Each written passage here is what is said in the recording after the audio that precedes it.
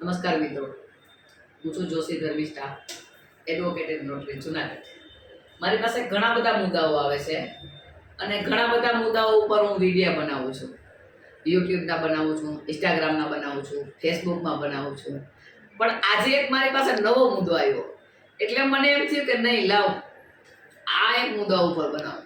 ઘણીવાર એવા પ્રશ્નો આવે છે, સ્ત્રી પુરુષના મારી પાસે ઘણા બધા પ્રશ્નો આવે છે કે બે માણસ હોય છે, મૈત્રી કરાર હોય છે, લગ્ન કરેલા હોય છે અને પછી એમાં ડિસ્પ્યુટ થાય. તો ઘણી વખત એવું છે કે કોઈ માણસ છે એ પોતે લગ્ન કરેલો હોય છે તો એની પત્ની છે એ થોડીક ડરતી હોય છે સામાજિક રીતે, એટલે એની બધી જવાબદારી ભોગવે છે.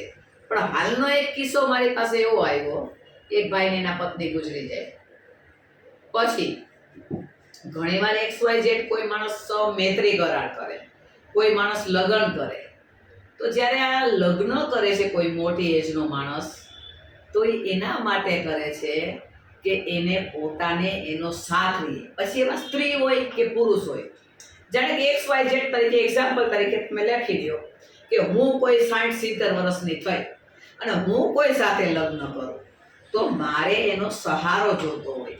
આ એક દાખલા તરીકે આવ્યું. એમ આજે મારી પાસે અત્યારે કોઈ કેસ આવ્યો, એ કેસમાં એ ભાઈએ જે લગ્ન કરેલા છે એના પોતાના પણ સંતાનો છે, એ પણ લગ્ન થયેલા છે, ઓલા બેનના પણ લગ્ન થયેલા છે, એના પણ સંતાનો છે. ભાઈ પોતે એને દર મહિને પૈસા આપે છે ભરણ પોષણના, એને મકાન પણ લખી દીધું, છતાં પણ આ બાઈ કેવી કે એની સેવા કરતી નથી અને ભાઈ એકલા રહે છે અને બેન પોતાના છોકરા સાથે રહે છે.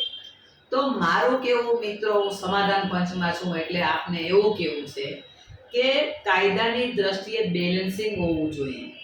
માત્ર હું કોકના લગ્ન કરી લઉં, કોઈ પૈસા પાત્ર હોય એની યાર લગ્ન કરું કે કોઈ નોકરિયાત હોય એની યાર લગ્ન કરું, એની યાર મને પેન્શનમાંથી મને પૈસા મળવા માંડે, એ ભાઈ પોતાના ખાતામાંથી મને દર મહિને 50,000 આપવા માંડે, તો તમારો આજે સાંસારિકનો પ્રશ્ન સોલ્વ નથી થતો. તમે ક્યાંય ઘર માંડો છો કોકની યારે, તો એની યારે તમારે બેયના ગાડાના પૈડાની જેમ સાથે રહેવાનું છે, નહીં કે મની. આ અત્યારનું શું થયું છે કે તું મને મની આપ, હું બસ નકર તારી સામે કેસ કરું. એટલે માત્ર કાયદાના દોર હાથમાં લઈ અને આપણે જે કેસ કરીએ છીએ એ કેસ છે એ પુરુષો માટે ખોટો સાબિત થાય છે અને ઘણા બધા પુરુષો છે તે આનાથી પીડાય છે. એટલે આ પીડાના એક ભાગરૂપે મને એમ થયું કે હું આ વિડીયો બનાવું. તો મહિલાઓએ પણ ફરજ છે પોતાની કે આ પુરુષોને પોતે જે પૈસા લે છે ભરણ પોષણના, કે લગ્ન કરે છે કે મૈત્રી કરાર કરે છે, ત્યારે મારે તેની સાથે મૈત્રી કરાર કરે તેની સેવા કરવી જોઈએ, તેની સાથે રહેવું જોઈએ. પૈસા લઈએ છીએ તો તેની સેવા પણ આપવી જોઈએ. માત્ર હું પૈસા લઈ અને હું મારી પોતાના ગોલ પૂરા કરું અને મારા છોકરા મોટા કરું, આ શક્ય નથી. એટલે બેલેન્સિંગ રાખો. કોઈ પુરુષ સાથે લગ્ન કરો કે મૈત્રી કરાર કરો તો માત્ર ગોલ પૂરો કરવા માટે ન કરો. બીજું, કાયદાની દ્રષ્ટિએ પણ હું જોઉં છું કે હાલમાં ઘણા બધા મહિલાઓ છે તે કાયદાનો દુરુપયોગ કરે છે.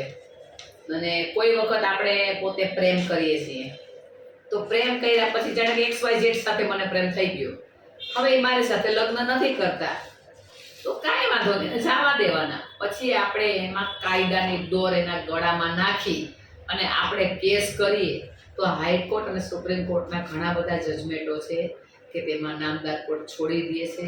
અને બીજું, જ્યારે આવા સંબંધો બાંધે છે ત્યારે ભણેલા ગણેલા માણસો ભણેલી ગણેલી બાઈઓ સાથે સંબંધ બાંધે છે, ત્યારે આપણે જ્યારે પ્રેમની દોર ઉપર જાય છે, પ્રેમના રસ્તા ઉપર પટડી ઉપર જાય છે, ત્યારે આપણે આવા કેસ ન કરવા જોઈએ એવું મારું સૂચન છે. આપને સારું લાગે તો આપ અંગીકાર કરજો, ન સારું લાગે તો કાયદો વિશાળ છે, તમારી પણ આબરૂ જાય છે, ઓલા પુરુષની પણ આબરૂ જાય છે, એટલે બેયની આબરૂ જાય છે. તમારા પારિવારિક આબરૂ જાય, એની પરિવારની આબરૂ જાય, બેયના પુરુષોની સ્ત્રીની બેયની આબરૂ જાય. તો સમય સંજોગે બેય એકબીજા પ્રેમમાં આગળ ન ફાવે, મૈત્રીકરણમાં આગળ ન ફાવે તો છૂટાછેડા થઈ શકે છે, છૂટું થઈ શકે છે, એમને પણ છૂટા પડી શકીએ છીએ. કેસ કરવો અને જીત મેળવવી એવો કોઈ પર્પસ નથી. સમાધાન પંચમાં છું, મારી 24 કલાક સાઈડ હાલે છે.